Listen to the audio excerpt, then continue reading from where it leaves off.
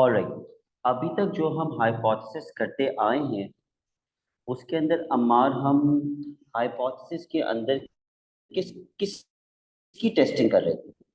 What were we testing?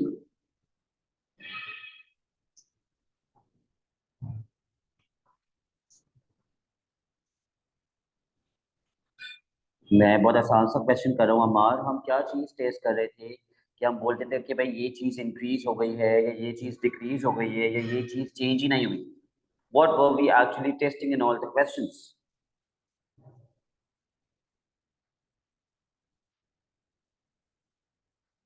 Okay, Ammar is not in the class. Bilal, can you tell me what were we testing? या तो हम increase का test कर रहे थे, डिक्रीज का। किस चीज का इंक्रीज या नॉर्म, डिक्रीज? मीन का। मीन का. मीन का. We have been testing the mean so far. हम लोग मीन को टेस्ट कर रहे थे अभी तक. और डिस्ट्रीब्यूशन कौन सी होती थी? नॉर्मल। नॉर्मल डिस्ट्रीब्यूशन होती थी. और अभी तक हमने जितने भी क्वेश्चंस किए हाइपोथेसिस के, उसके अंदर अजम्पशन क्या होती थी? Standard deviation. Standard deviation remains same. Okay, normal distribution mu comma sigma square, इसमें हम मीन की टेस्टिंग कर रहे थे. So far we were testing the mean. Now let's come to binomial distribution. Binomial distribution, x belongs to binomial distribution n comma p. इसके अंदर हम testing कर रहे होंगे p की, प्रोबेबिलिटी ऑफ सक्सेस. एक और डिस्ट्रीब्यूशन भी है हमारे सिलेबस में जिसमें हम टेस्टिंग करते हैं, पॉइजन डिस्ट्रीब्यूशन. पॉइजन डिस्ट्रीब्यूशन में तो सिर्फ लैम्डा ही होता है, तो उसमें हम लैम्डा की टेस्टिंग कर रहे होते हैं. ठीक है, तो आज की क्लास के अंदर हम लोग बेसिकली बायनॉमियल डिस्ट्रीब्यूशन के अंदर प्रोबेबिलिटी ऑफ सक्सेस की टेस्टिंग कर रहा हूँ. बस बायनॉमियल डिस्ट्रीब्यूशन के अंदर एक दो चीजें हैं जो आपको याद करनी है. टेस्ट स्टैटिस्टिक कैसे डिसाइड करते हैं कि क्या होगा, वो भी एक प्रॉब्लम होती है. तो एक एग्जांपल ले लेते हैं. Let's take an example. एक क्लास है 10 बच्चों की, 10 स्टूडेंट्स, और मैंने इनका 100 मार्क्स का टेस्ट लिया.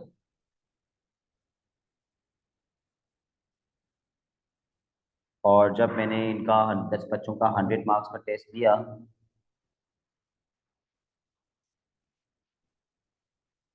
तो मैंने ये चेक किया, बल्कि चलो मैंने फॉर एग्जांपल मैं थोड़ी सी एग्जांपल अपनी चेंज कर लेता हूँ. मैंने एक डाइस को 10 दफा फेंका. ठीक है, अब आपको पता है एक फेयर डाइस के ऊपर 1 2 3 4 5 6 होता है. 5 6 होता है. अब 3 आने की प्रोबेबिलिटी, राना मनाम 3 आने की प्रोबेबिलिटी क्या होनी चाहिए अगर डाइस फेयर है? 1/6। 1/6. 1/6.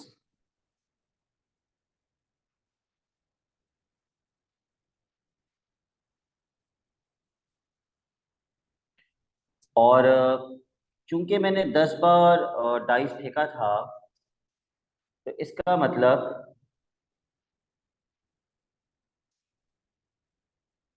डाइस पे अगर वो फेयर है तो हर बार 3 आने की प्रोबेबिलिटी होनी चाहिए 1/6. लेकिन एक स्टूडेंट है जो क्लेम कर रहा है कि नहीं सर, 10 में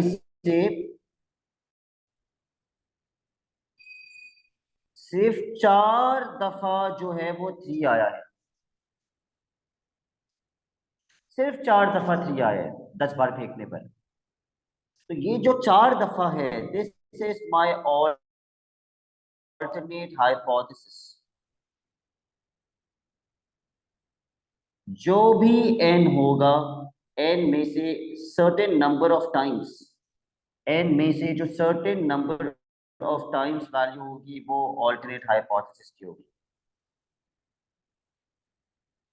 अब इसके क्वेश्चंस कैसे आते हैं, उसको सॉल्व कैसे करते हैं, let's start with example number 1। Please read the question.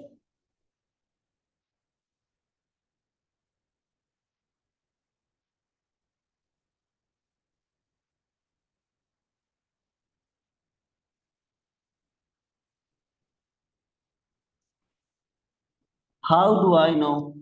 How do I know I am testing what in this question?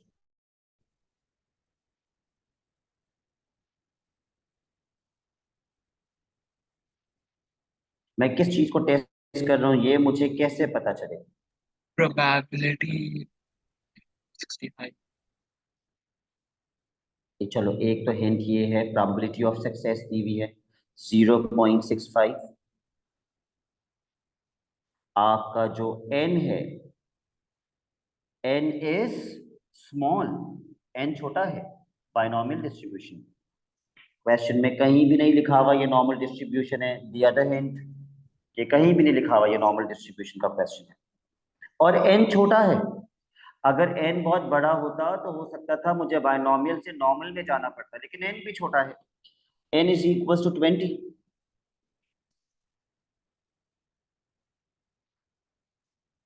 Amar, can you tell me what is my test statistic?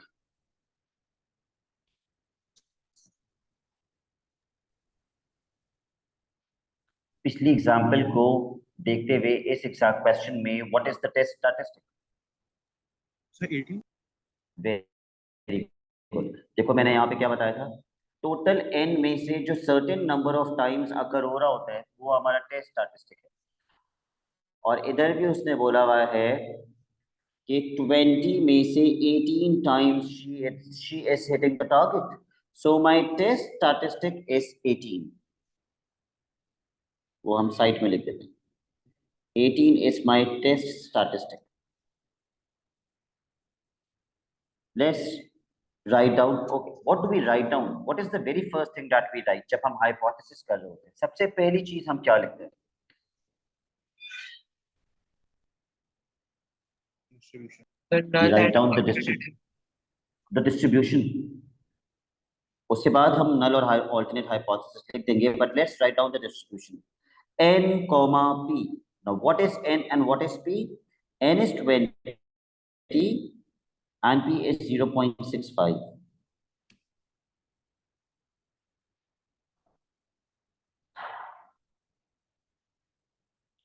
अच्छा, क्या आप मुझे test statistic की probability बता सकते हैं? 18 out of 20, what is 18 upon 20 in decimals?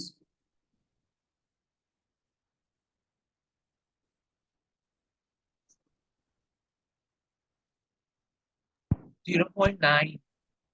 0.9। तो जिल जो क्लेम कर रहा है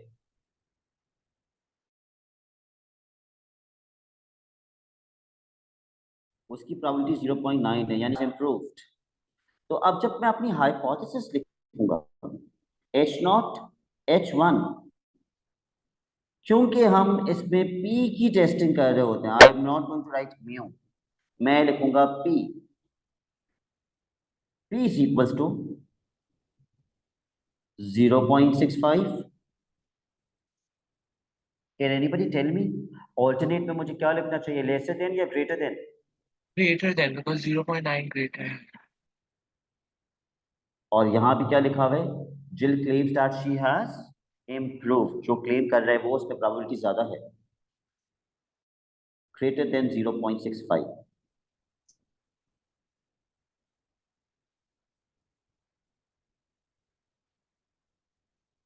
And the last thing that you should know, normal distribution में हम z की वैल्यू निकालते थे, हम नॉर्मल डिस्ट्रीब्यूशन का कर्व बनाते थे और बहुत सारी चीजें करते थे। बायनोमियल के अंदर हम प्रोबेबिलिटी निकालेंगे। किस चीज की प्रोबेबिलिटी निकालेंगे? This is the last thing that you should know in this, कि जो भी ऑल्टरनेट हाइपोथेसिस पे इनइक्वालिटी है उसमें इज इक्वल्स टू लगेगा और टेस्ट स्टैटिस्टिक यहाँ आ जाएगा। टेस्ट स्टैटिस्टिक फजूल में नहीं दिया हुआ, वो प्रोबेबिलिटी निकालने के काम आता है। तो अगर यहाँ ग्रेटर देन है तो मैं यहाँ ग्रेटर देन इक्वल्स टू लगाऊंगा हमेशा। अगर यहाँ पर लेसर देन होता तो मैं लेसर देन इक्वल्स टू लगा देता, पर अभी ग्रेटर देन है तो मैं ग्रेटर देन इक्वल्स टू लगा रहा हूँ। ग्रेटर देन इक्वल्स टू 18, इसका मतलब probability of x is equals to 18 plus probability of x is equals to 19 plus probability of x is equals to 20।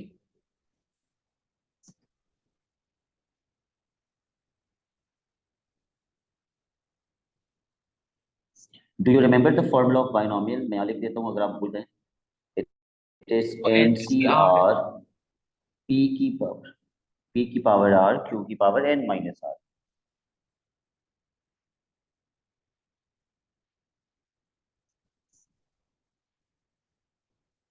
चलिए start finding the answer.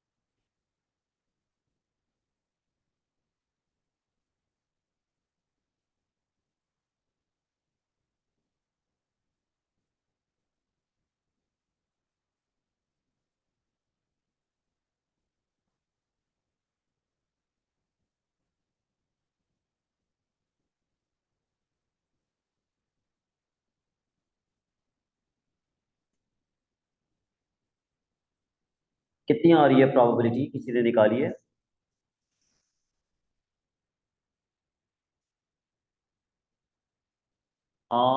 I am getting 0.0121।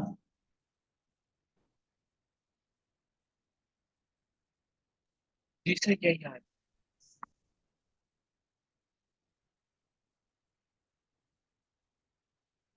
Okay, ये यार Ammar, can you confirm this answer?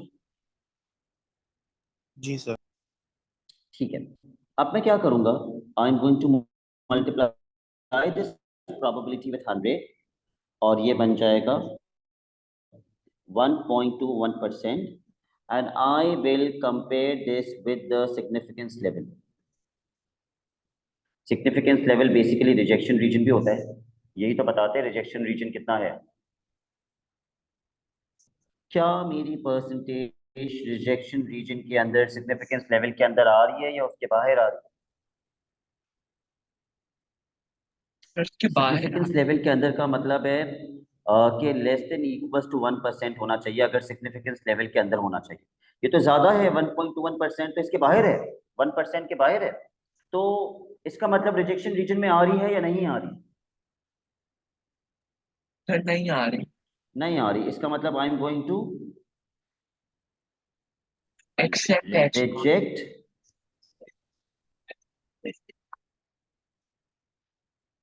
Sorry, I am going to accept H not,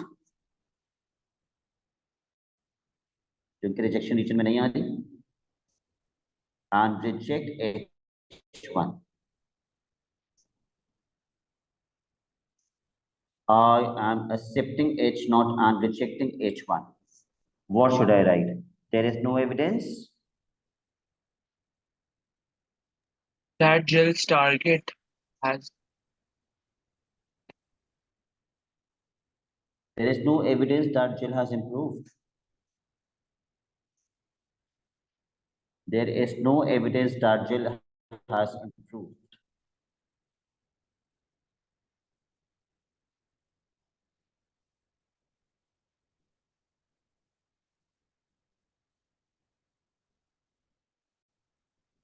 Am there any confusion in this? No, sir. Okay तो क्या आप मुझे शुरू से बता सकते हैं कि हम टेस्ट स्टैटिस्टिक्स कैसे आइडेंटिफाई करते हैं और हम प्रोबेबिलिटी कैसे निकालते हैं और हम फाइनल आंसर कैसे डिसाइड करते हैं कि क्या होगा? सर टेस्ट स्टेटिस्टिक जो है वो जो एन होता है उसमें से कितना पी हो रहा है वो आपका टेस्ट स्टेटिस्टिक हो जाता है। करेक्ट। फिर जो हमें प्रोबेबिलिटी दी हुई होती है वो हमारी पी होती है और फिर उससे रिलेटेड जो इन्फॉर्मेशन हमें दी होती है हम उससे डिसाइड करते हैं कि लोअर टेल टेस्ट है अपर टेल टेस्ट है। उसके बाद फिर हम नॉर्मली जो बायनॉमियल का फॉर्मूला होता है वो लगा के प्रोबेबिलिटी निकाल लेते हैं और फिर अगर प्रोबेबिलिटी को देखते हैं कि वो सिग्निफिकेंस लेवल से अगर बड़ी है तो हम लोग एक्सेप्ट कर लेते रिजेक्ट कर लेते हैं और अगर छोटी है तो एक्सेप्ट कर लेते हैं। अच्छा, दो चीजें आपने गलत बता दी मार्क। एक तो आपने मुझे ये नहीं बताया कि सर अगर यहाँ ग्रेटर देन का साइन है तो हम ग्रेटर देन इक्वल्स टू करके प्रोबेबिलिटी फाइंड करते हैं। और दूसरी चीज आपने मुझे ये बोला कि अगर ग्रेटर है तो हम रिजेक्शन रीजन को, क्या बोला आपने? आपने कुछ सर उल्टा बोल दिया था। अगर ग्रेटर है तो हम एच नॉट एक्सेप्ट कर लेते हैं और फिर रिजेक्ट हाँ, कर लेते हैं एच नॉट एक्सेप्ट कर लेते हैं और एच वन रिजेक्ट कर लेते हैं। ठीक, correct. Now let's come to question number 2।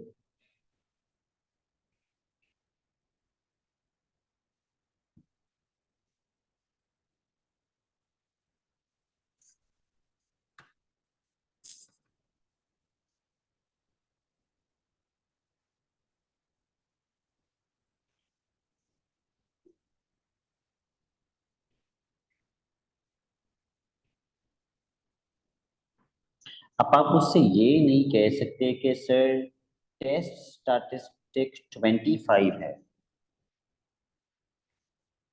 या कह सकते हैं?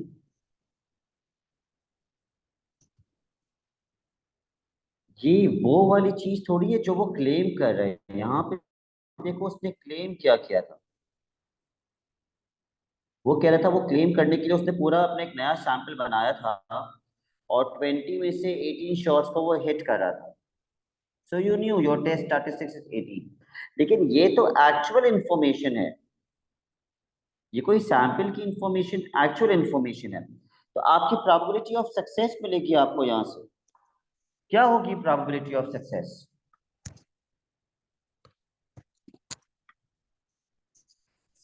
1/8 आ रहे हैं।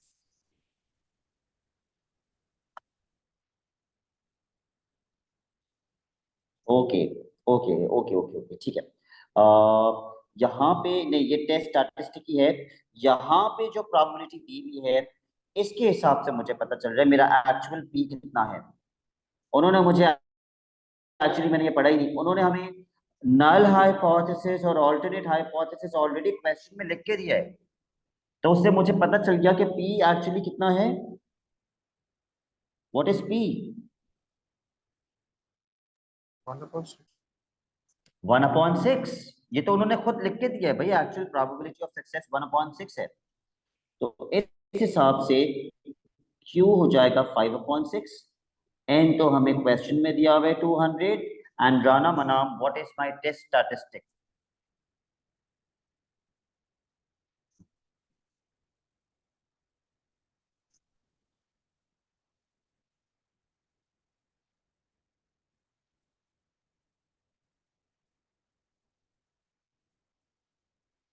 सर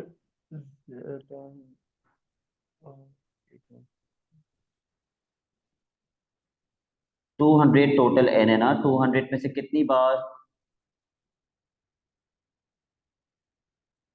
200 में से कितनी बार? 1/8 आएगा। नहीं, टेस्ट स्टैटिस्टिक हमेशा वो प्रोबेबिलिटी नहीं होती, वो वैल्यू होती है कि n में से कितनी बार, कितनी बार। 1 दफा। 200 में से कितनी दफा? 8। कहाँ 8 लिखा हुआ है 25 दफा।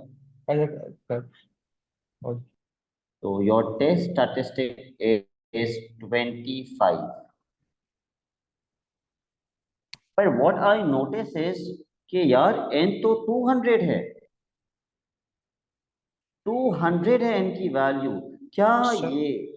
अप्रोक्सीमेशन जी कर बेटा, दीजिए। क्या कह रहे नहीं हो? सर, नहीं सर, कुछ नहीं।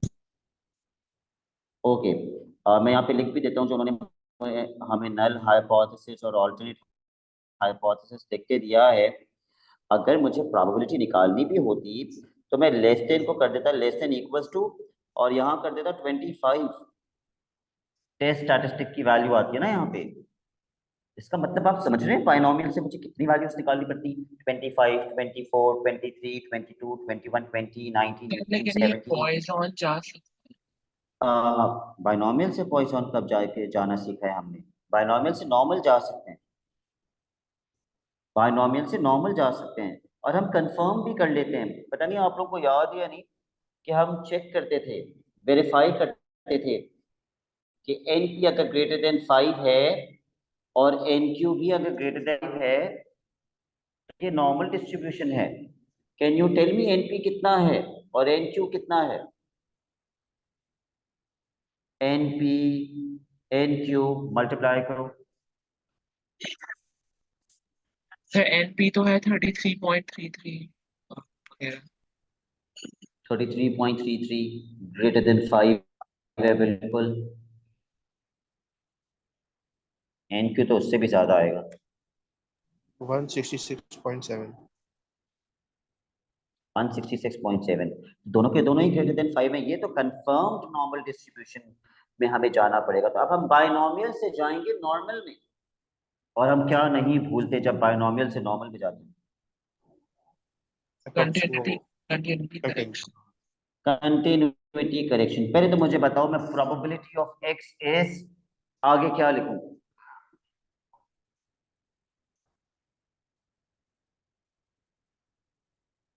आगे क्या लिखूं? Lesser than equals less than equals to, और ये वैल्यू हमेशा किसकी होती है? Test statistic which is 25। अब मैं इसके ऊपर अप्लाई करने वाला हूं कंटिन्यूटी करेक्शन। तो जब मैं इसके ऊपर कंटिन्यूटी करेक्शन लगाऊंगा तो ये क्या बन जाएगा? 0.5 ऐड या सब्ट्रैक्ट करने का ऑप्शन होता है कंटिन्यूटी करेक्शन में। Am I going to add 0.5 और सब्ट्रैक्ट 0.5? 25.5। 25.5। इसको z में कन्वर्ट करो, x minus mu upon sigma. But do I know mu and sigma? नहीं पता तो कोई मसला नहीं है, मैं निकाल लेता हूँ। म्यू निकालने का फॉर्मूला क्या होता है? एनपी होता है binomial. Yes, n p. So find out mu. जब वो निकाला था ना हमने 33.3। बिल्कुल बिल्कुल। और let's find out sigma as well. Square root n p q, क्योंकि वेरिएंस एन पी क्यू होता है।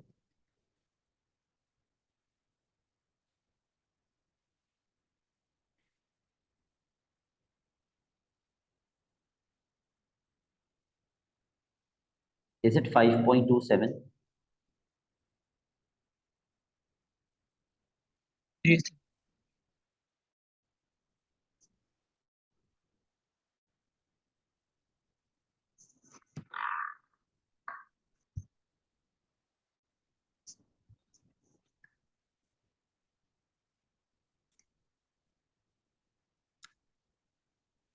25.5। 25.5 है। formula. Okay.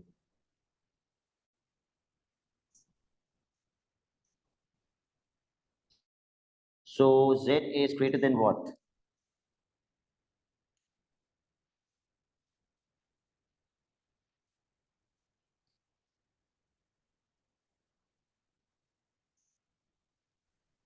Sir, Z is lesser than minus 1.486.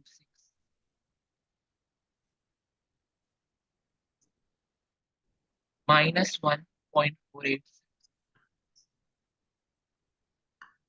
ठीक है, लेसर देन में लगता है 5 लेकिन ये लेसर देन के साथ माइनस भी है, तो वो बनेगा 1 minus 5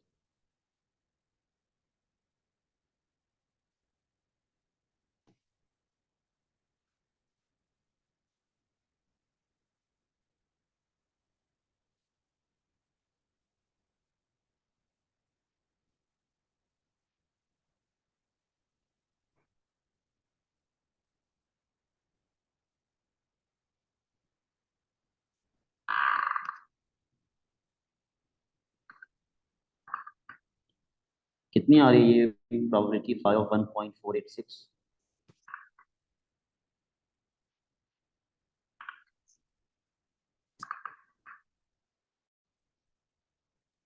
Is it 0.9314? 19314. Okay.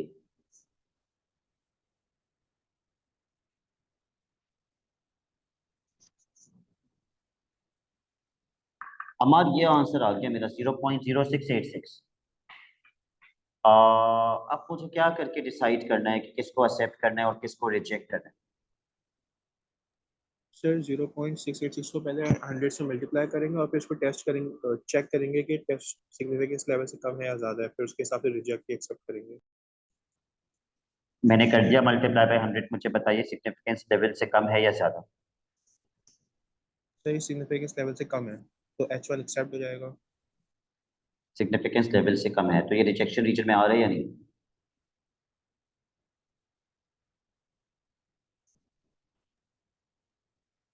Is it in the rejection region?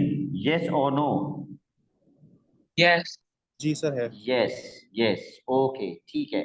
So I'm going to reject H naught and accept H1. Reject H naught, accept H1.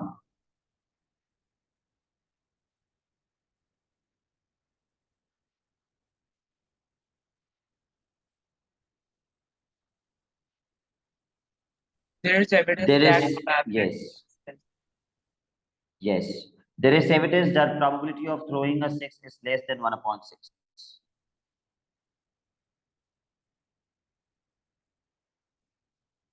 There is evidence that probability of throwing a 6 is less than 1 upon 6. As it is लिख देना जैसे question में बताया हुआ है। तो हमने दो चीजें कर ली, हमने एक सिंपल बायनोमियल का क्वेश्चन भी कर लिया और हमने एक कंटिन्यूटी करेक्शन का बायनोमियल का क्वेश्चन भी कर लिया।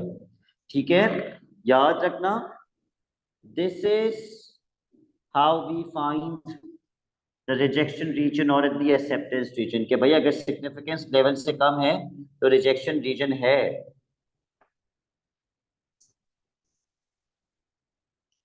नेक्स्ट क्वेश्चन, अब हम थोड़ा तेज तेज करेंगे।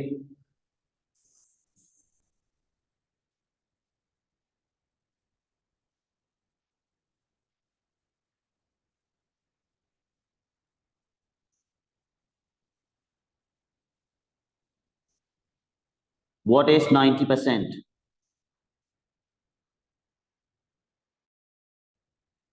Probability. Probability of success?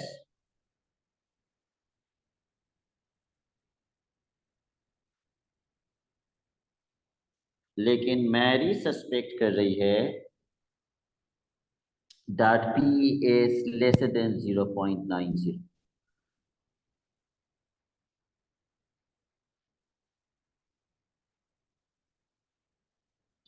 He asks a random sample of 15 Jack's customers whether they are satisfied.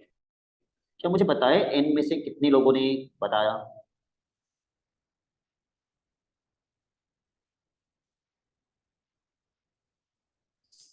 Is the alternate is this test statistic given to us in the question?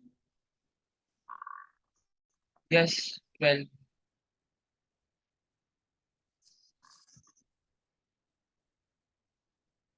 लेकिन यहाँ तो बोला भाई she decides to reject the null hypothesis if fewer than 12 customers are satisfied.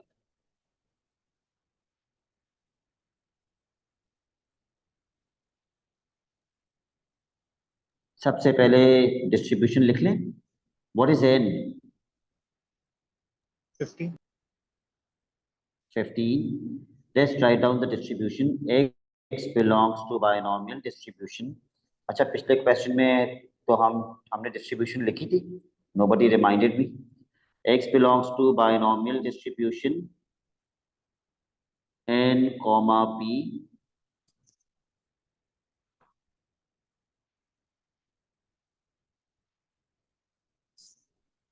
और इस question के अंदर भी हम डिस्ट्रीब्यूशन लिखेंगे. X belongs to binomial distribution n comma p.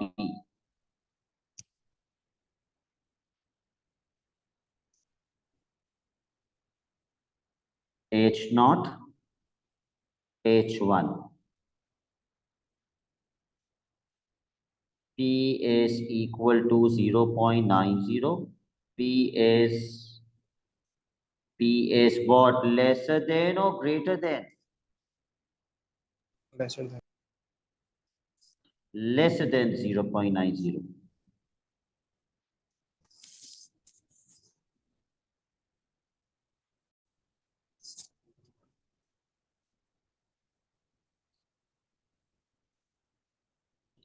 अब सबसे इंपॉर्टेंट चीज ये, how do you interpret this? क्या अंडरस्टैंडिंग है सेंटेंस की आपके लिए? What is this? She decides to reject the null hypothesis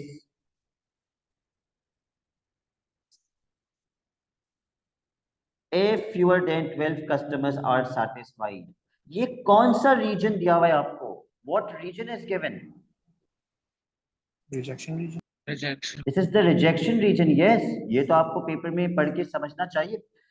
This is the rejection region. That is why there is no significance level given in the question. Significance level देता है वो तो हम check करते हैं कि भाई हमारी परसेंटेज सिग्निफिकेंस लेवल से कम आ रही है तो रिजेक्ट कर दो एच नॉट को, ज्यादा आ रही है तो एक्सेप्ट कर लो. तो वो कंपैरिजन करने की जरूरत ही नहीं है क्योंकि rejection region as it is question में दिया हुआ है.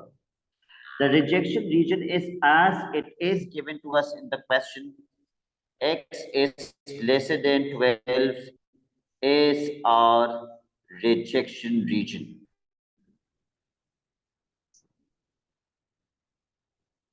ये हमें क्वेश्चन में दिया.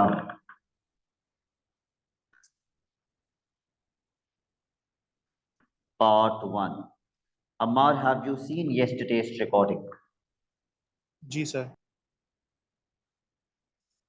क्योंकि उसमें मैंने टाइप 1 टाइप 2 एरर करवाया था तो वो अभी हम इसमें अप्लाई करेंगे. In the context of the question explain what is meant by type 1 error. Type 1 error कब होता है? when we Reject H naught even though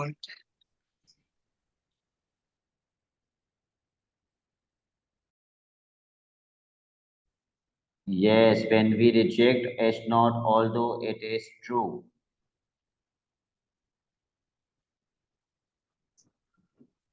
क्या कंक्लूड कर रहे होंगे टाइप 1 एरर में? Conclude that that less than 90% of the customers are satisfied. Even yes, conclude that less than 90% of his customers are satisfied with his cooking, although it is not true.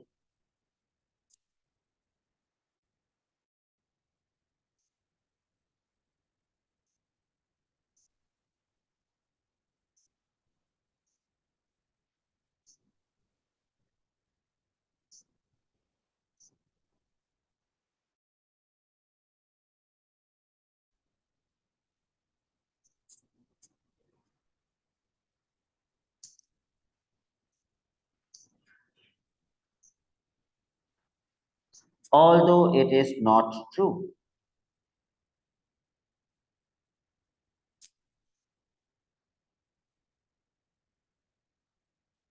Part 2.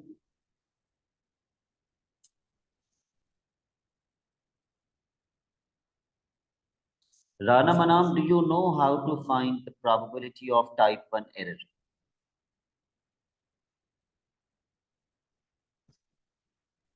No, sir. Okay. Probability of type 1 error निकालते हैं by finding the probability of rejection region. और rejection region हमें question में दिया हुआ है probability of x is क्या दिया हुआ है rejection region? Less than 12. Less than. Less than 12. तो अब इस पर्टिकुलर क्वेश्चन के लिए हम ये नहीं करेंगे कि सर यहां लेसर है तो आपने कहा था लेसर देन इक्वल्स टू लगाओ।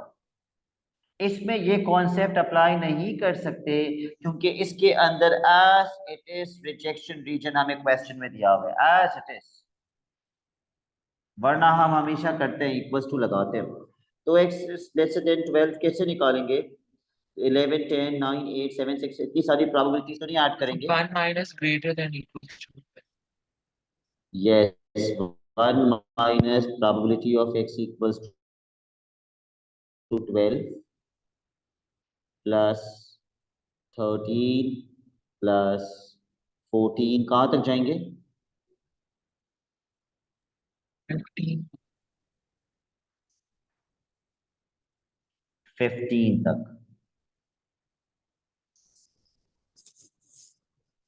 तो ये तो आपको निकालना आता है। I am not going to waste time on this कि प्रोबेबिलिटीज निकाल के प्लस करने पर हम टाइम अभी नहीं लगाएंगे इतना। Let's come to the next question.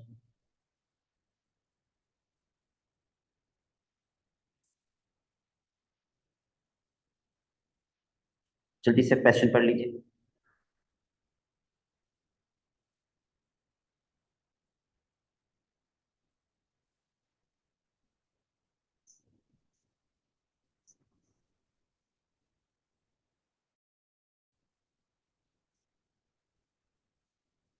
ये 6 आने की डाइस पे प्रोबेबिलिटी की बात हो रही है। तो पहले तो मुझे बताइए एक्चुअल प्रोबेबिलिटी क्या होनी चाहिए 6 आने की? If the dice is fair 1/6. 1/6 क्यों जाएगा 5/6? What is n given to us in the question? Is there an n given to us or is it not given? n नहीं दिया हुआ। चलो भाई, तो फिर हम डायरेक्टली पार्ट 1 पे आ जाते हैं क्योंकि हम डिस्ट्रीब्यूशन भी नहीं लिख सकते ना अगर n नहीं दिया हुआ। टेस्ट स्टैटिस्टिक भी नहीं दिया हुआ, n भी नहीं दिया हुआ, कुछ भी नहीं दिया हुआ। State the null and alternate hypothesis, ये लेकिन हम लिख सकते हैं। We can write down the null hypothesis and the alternate hypothesis.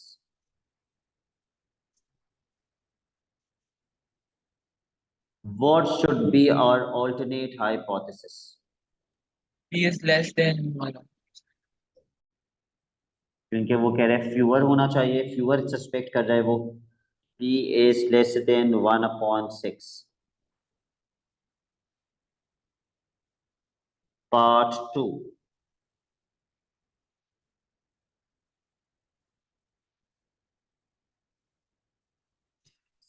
There are no sixes in the first 16 throws. In the first 15 throws, no sixes. What is our test statistic?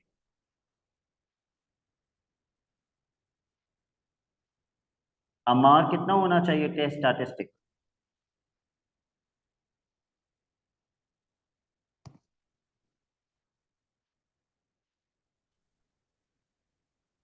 Sir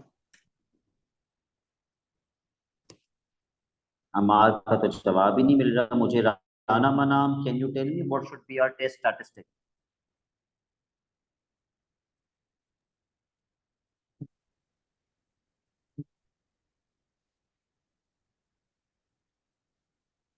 I think मेरा internet lag कर रहा है, please speak again.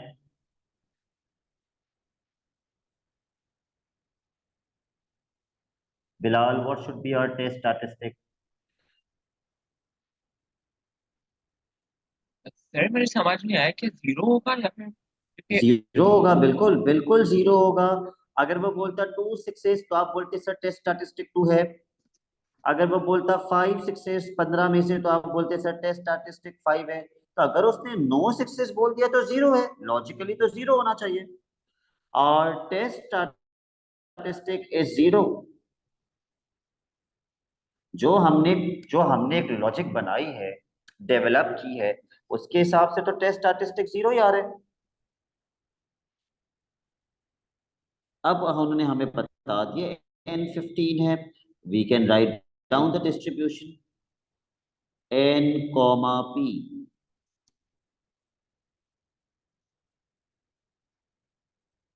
अब अगर मुझे testing करनी है तो मैं किसकी टेस्टिंग करूंगा? Probability of x is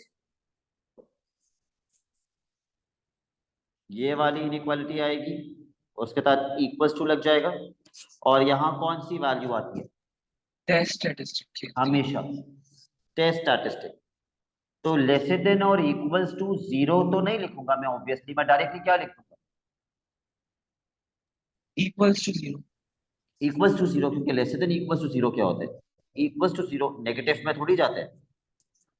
find out the probability. ये बायनॉमियल है, 15th rows, it is very much binomial.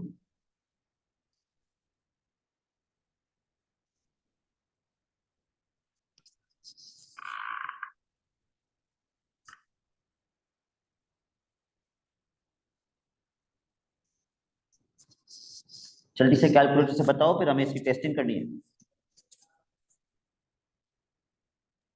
Sir 0.0649।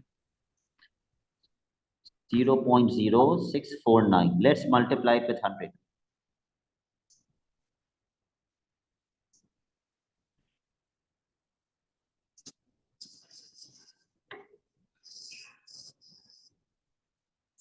ये आ रहा है 6.49%, जबकि हमारा सिग्निफिकेंस लेवल क्या था?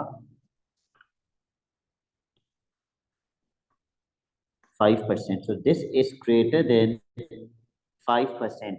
रिजेक्शन रीजन में आ रहे हैं या एक्सेप्टेंस रीजन में आ रहे हैं? एक्सेप्टेंस। acceptance. एक्सेप्टेंस रीजन में।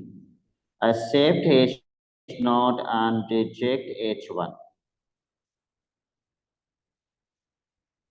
तो अगर मैं H0 को एक्सेप्ट कर रहा हूं और H1 को रिजेक्ट कर रहा हूं तो मुझे क्या लिखना चाहिए? There is no evidence that p is less than। हाँ, या that the die is biased, कुछ भी लिख सकते हैं। Please write down the statement.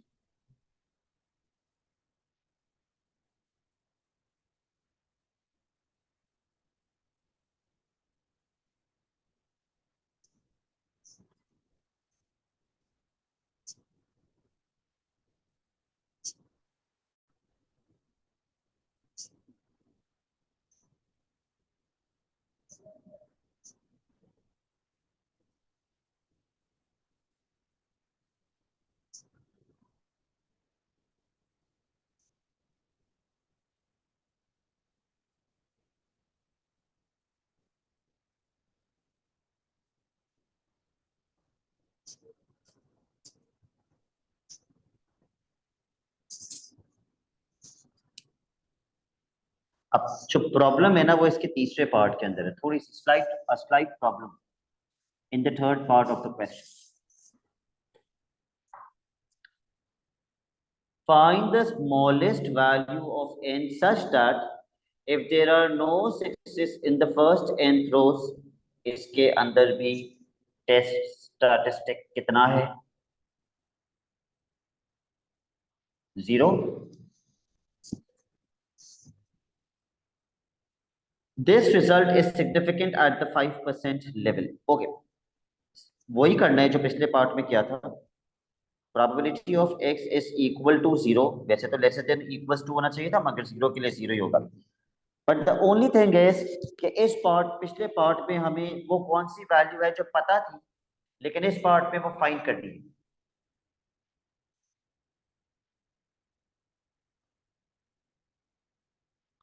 वो कौन सी वैल्यू है जो पिछले पार्ट में पता थी? यस, n पता था हमें पिछले पार्ट में, और इस पार्ट में n नहीं पता।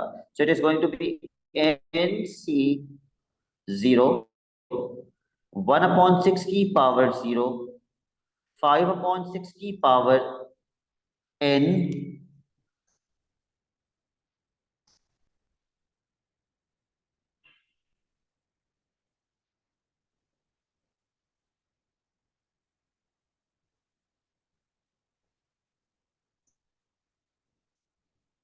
और ये जो प्रोबेबिलिटी है, दिस प्रोबेबिलिटी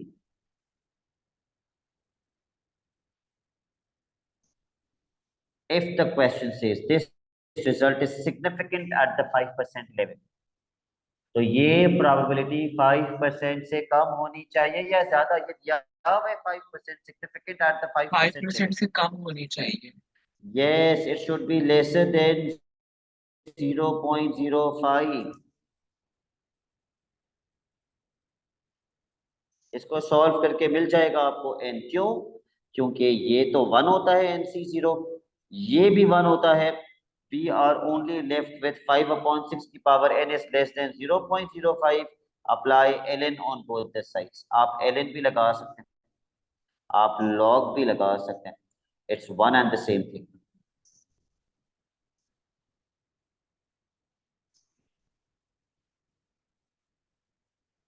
अब हमारा A लेवल का बच्चा एक बड़ी कॉमन सी गलती करता है। वो क्या गलती करता है?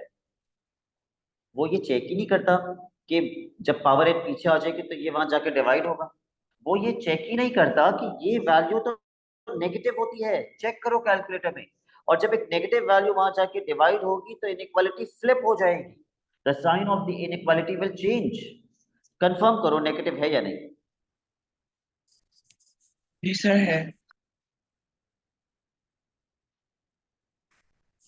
ओके, तो वो वैल्यू लिख लो, यहीं पे लिख लो।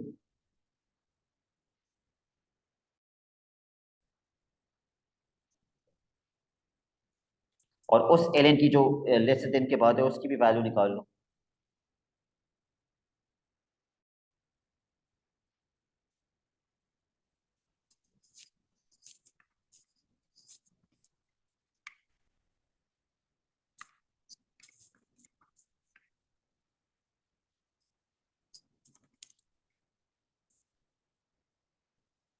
I am getting n is greater than 16.4। Are you getting the same answer? जी सर। तो ग्रेटर देन 16.4 का मतलब है n की वैल्यू कितनी हो जाएगी? 70। 70।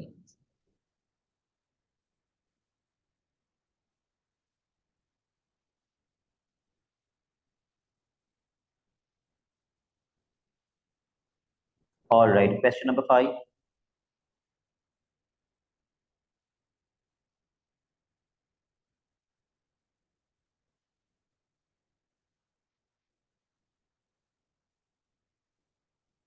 परसेंटेज में जब बात आ जाएगी ना टेस्टिंग की, it is 90% of the times binomial की testing. What is the probability of success? 0.30। 0.30। तो probability of failure 0.70। What is n?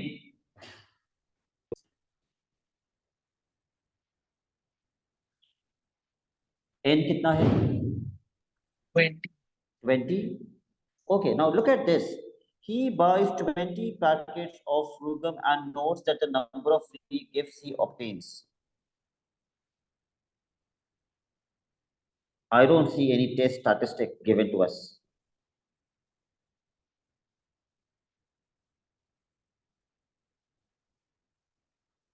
लेकिन हाँ, क्योंकि मुझे ये बताया हुआ है that the actual proportion is lesser than 30%, I can write down my hypothesis at least. Distribution भी लिख लें पहले। n comma p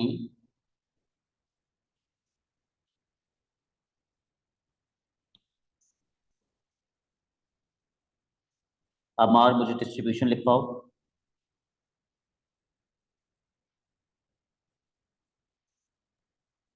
sir n follow binomial. वो नहीं, हाइपोथेसिस लिखो, hypothesis. Sir p equals to 0.30 और फिर h1 होगा less than 0.30। Okay correct. Part 2, find the probability of type 1 error.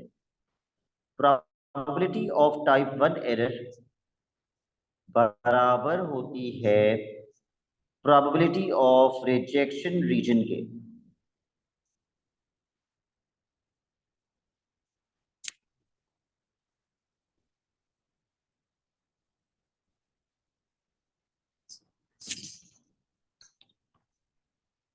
लेकिन याद रहे मैंने आपको नॉर्मल डिस्ट्रीब्यूशन में जब मीन की टेस्टिंग कर रहे थे तो मैंने कहा था रिजेक्शन रीजन के बराबर होती है या सिग्निफिकेंस लेवल के बराबर होती है। लेकिन बायनोमियल में कभी भी सिग्निफिकेंस लेवल के बराबर नहीं होती। हम नॉर्मल में तो लिख सकते हैं सिग्निफिकेंस लेवल का आंसर हम डायरेक्टली लिख देते थे। एक मार्क का होता था state the probability of type 1 error, हम डायरेक्टली सिग्निफिकेंस लेवल लिख देते थे। लेकिन बायनोमियल में नहीं लिख सकते। Please keep that in mind. Binomial में रिजेक्शन रीजन की ही प्रोबेबिलिटी निकालनी पड़ेगी, वो रिजेक्शन रीजन जो हमें क्वेश्चन में नहीं दिया हो, या अगर दिया हुआ है तो आप बता दें सर ये रिजेक्शन रीजन है। Is it given to us? It is not given to us. So what we are going to do is, क्योंकि टाइम खत्म हो गया है, I am going to send you a recording. उसके अंदर हो सकता है कुछ क्वेश्चंस वो हों जो हम कर चुके हैं, लेकिन आपने इस क्वेश्चन से ऑनवर्ड्स उस रिकॉर्डिंग को देखना है। ठीक है, I am not giving you any homework, वो रिकॉर्डिंग ही आपका होमवर्क है। That's it for today. अल्लाह हाफिज। अल्लाह हाफिज। अल्लाह हाफिज़।